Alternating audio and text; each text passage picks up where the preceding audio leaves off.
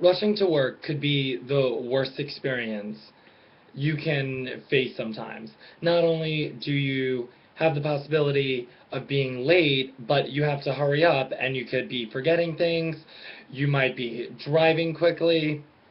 You might have to run places. It's never something that's desirable per se.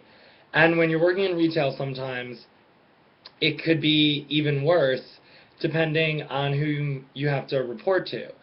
I know one case I witnessed once with one of my friends working was that he was running late and he ran to the store and he had his coffee and he's in the back hallway and one of the managers, this happened to be the wild card, I just happened to be right there, was speaking to him about being late. Mind you, he was probably a few minutes late.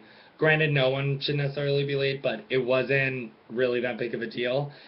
But she was lecturing him about tardiness in the hallway, like in public view of other people.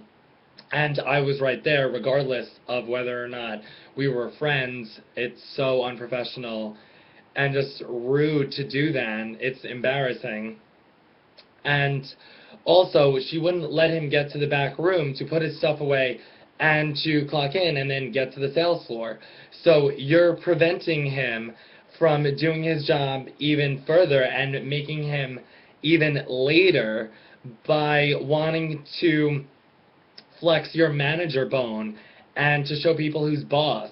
And this is one of the problems with a lot of people working in retail, especially managers.